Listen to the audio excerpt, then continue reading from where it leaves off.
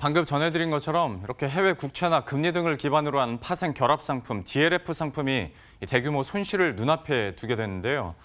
8,200억 원어치나 판매됐는데 일부 상품의 경우에 원금을 거의 잃을 것으로 예상되고 있습니다.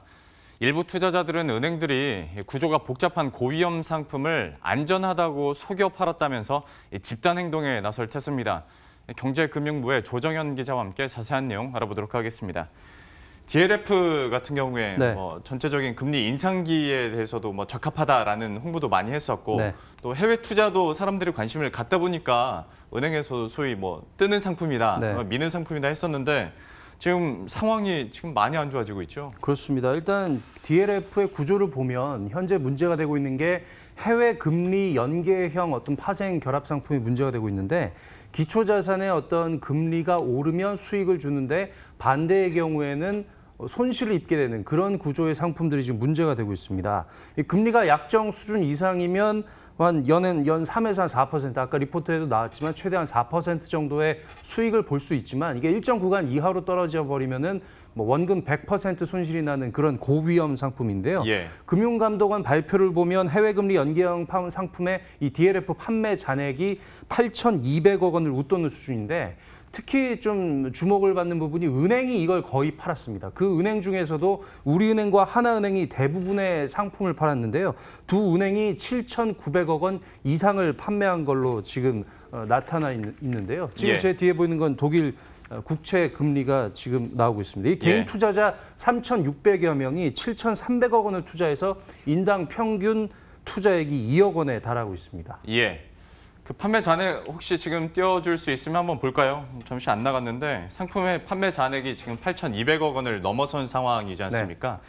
특히 이제 특정 은행들이 계속 거론되고 있는 상황이기도 하고 두 은행에서만 한 7,900억 원 이상 나왔다고 하는데 어떻게 지금 띄워줄 수 있으면 띄워주시고 다음으로 넘어가시죠. 판매 잔액은 방금 말씀드린 그 정도 수준이고 크게 보면 8,200억 중에서 8,000억을 우리은행과 하나은행이 팔았는데 두 은행이 거의 똑같이 50대 50으로 4,000억씩을 팔아서 두 은행이 아주 경쟁적으로 이 고위험 상품을 판 것으로 나타난 상황입니다. 근데 여기에서 원금 손실률이 이제 80에서 높게는 95%까지 지금 나타나고 있다면서요? 네, 그렇습니다. 가장 문제가 되는 게 이 독일 국채에 기반한 상품인데 이 우리은행이 이 상품의 거의 전액을 팔았습니다. 1,255억 원이 판매가 됐는데 NH투자증권이 겨우 한 11억 원 정도를 판매한 걸 제외하면 거의 99%를 우리은행이 판매했다 이렇게 볼 수 있는데요. 지금 금감원이 예상한 바에 따르면은 예상 원금 손실률이 지금 95.1%입니다. 지금대로 가면은 만기 때는 한 예를 들어 2억 원을 투자했으면 1,000만 원밖에 못 건지는 그런 상황인데요. 이게 독일 국채 10년물 금리를 기반으로 하는데 상품 구조를 보면 이 국채 금리가 마이너스 0.2% 이상이면 연 한 4% 이상의 수익을 볼 수 있는데 금리가 마이너스 0.2% 미만 구간으로 접어들면 그때부터는 바야흐로 원금에 손실이 가기 시작해서 마이너스 0.7%로 곤두박질 치면은 이게 원금 100%를 잃게 되는 그런 겁니다. 이 독일 국채 금리가 조금 이해를 해야 되는데 국채 금리라고 해서 좀 헷갈릴 수 있겠지만 독일 국채 금리는 독일 국채의 수익률을 얘기하는 그런 건데 최근에 글로벌 경기 여건, 경제 상황이 안 좋아지다 보니까 안전자산으로 분류되는 독일 국채 수요가 대거 몰리면서 국채 가격이 올라갔습니다. 국채 가격이 올라가다 보니까 수익률은 자연스럽게 낮아지게 되고요. 그러면서 독일 국채 금리도 떨어지고 있다. 이렇게 표현을 하고 있는데 이 국채 금리가 역대급의 마이너스 행진을 지금 기록을 하고 있고요. 이 올해 10월부터 지금 제 뒤에 이 그래프가 나오고 있는데 이 올해 한 3월부터는 마이너스 국면을 코앞에 두는 그런 상황에 접어들었고요. 바야흐로 지난달 이달 8월 16일에는 역대 최저인 그 마이너스 0.73%를 찍었습니다. 다시 말해서 우리은행의 DLF에 투자한 사람들은 이 마이너스 0.7% 구간 미치기 때문에 원금 100%를 잃게 되는 그런 상황에 접어들었고요. 다만 만기는 9월 19일이어서 아직 한 달여 정도의 기간이 남아 있습니다. 불행 중 다행이라면 모르겠지만 지금은 최근 버전 데이터로는 마이너스 한 0.64%까지 독일 국채 금리가 상승을 해서 조금 미미하게 회복된 그런 추세를 보이고 있지만 어쨌건 지금은 원금을 거의 건지기가 어려운 그런 국면에 접어들었다고 볼 수 있습니다. 이 전에 나왔었던 국채표 한번 보도록 하죠. 얘기를 해준 것처럼 이전부터 네. 좀 손실이 날 수 있는 가능성이 있었잖아요. 그렇습니다. 그러니까 여기가 기준선이고 이게 1년짜리 지금 그래프인데 그렇죠. 그리고 거의 0.7% 이하로 떨어지면 이제 원금 손실 100% 가능성이 있다라는 건데 네. 그러면 어느 정도 좀 위험을 감지할 수 있지 않았을까? 그런데도 계속 팔았다는 거 아니에요? 일단 이미 마이너스 국면은 뭐 어쩔 수 없는 국면으로 접어들었는데 가끔 보면 이 반등하는 구간이 있지 않습니까? 예. 이게 올해 4월 정도입니다. 에이프릴이니까 4월이죠. 반등하는 시점에서 우리은행이 좀 고민을 했던 것 같습니다. 이게 DLF가 판매가 됐던 게 3월에 판매가 됐거든요. 예.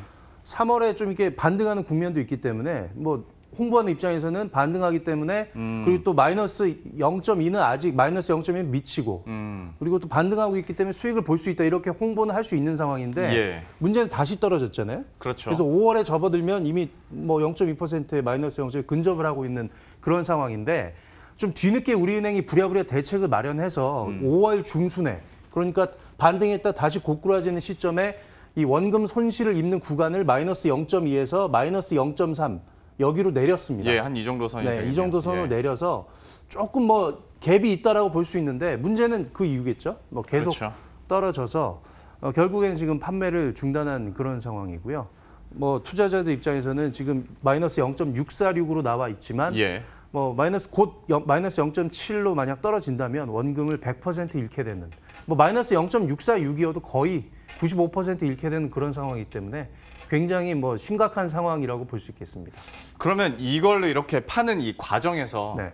너무 많이 떨어지고 원금 손실률이 계속 커지는 거 아니지 않습니까? 그렇습니다. 하면 네. 당연히 불안전 판매에 대해서도 좀 비판의 목소리가 나올 수밖에 없겠네요.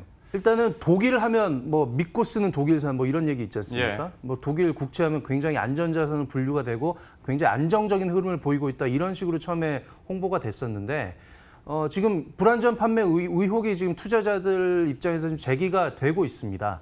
뭐 그냥 독일 안전자산으로 분류되는 독일 국채에 투자하는 거다. 뭐 고위험 자산, 고위험 상품이긴 하지만 뭐 손실을 볼 가능성은 별로 없다라는 안내를 듣고 뭐 2억 원씩 투자했다. 이런 투자자들이 뭐 지금 민원에 나서고 있고요. 집단 소송까지 뭐 지금 준비를 하고 있는 상황인데 금감원에서 이번 주 중에 우리은행과 하나은행을 현장 조사를 하고 곧 분쟁 조정위원회를 가동을 하기로 했습니다. 또 그 투자자들도 이제 집단 소송에 나설 예정이어서 이 사태가 굉장히 길어질 것 같은데요. 금감원 관계자 설명 들어보시겠습니다. 불안전 판매에 대한 부분은 개별 건으로 건별로 상시 판단을 해야 될 상황일 거고 그에 대한 상품에 대한 설명의 어떤 부족이라든지 그다음 투자 권유에 있어서의 불건전한 투자 권유가 있었는지 여부가 불안전 판매에 대한 판단의 근거가 될 것으로 보고 있습니다. 참 이런 일련의 사태를 보면 좀 씁쓸한 느낌이 있습니다. 그러니까 고객의 돈을 가장 좀 안정적으로 관리를 해야 되고 네. 또 어떤 측면에서는 보수적으로 또 지켜줘야 되는 은행이 이번 사태의 중심에 있다는 게 좀 안타까울 뿐이네요. 네, 이른바 호구론이 잊을만 하면 나오는데 예. 키코 사태 때도 그랬고요. 글로벌 IB들이 만든 이 굉장히 위험한 파생 상품을 국내 증권사들이 마구 들여와서 개인에게 또 은행들이 또 파는 이런 과정에서 굉장히 복잡한 구조이기 때문에 정확한 설명이 수반되지 않는 이런 것들이 결국 문제를 낳게 되는데요. 은행들 입장에서 이게 판매 수수료율이 1%대입니다. 따라서 1,200억 원어치를 팔았으면 은행들은 앉아서 한 120억 원 정도 아니죠? 수십억 원을 벌 수 있는 그런 상황이고요. 중도 상환 수수료도 7% 정도가 되기 때문에 이 수수료 이익이 굉장히 많은 상품인데 요즘 은행들이 전통적인 이자 이익이 둔화 추세를 보이다 보니까 비이자 이익, 수수료 이익을 확대하는 그런 추세입니다. 우리은행이 올해 초에 지주 전환에 성공하고 덩치를 굉장히 확대하는 과정이 있었는데 그 과정에서 이런 무리한 판매가 화근을 낳으면서 굉장히 좀 씁쓸한 단면을 보여주고 있습니다. 예. 지금까지 조정현 기자와 함께했습니다. 잘 들었습니다.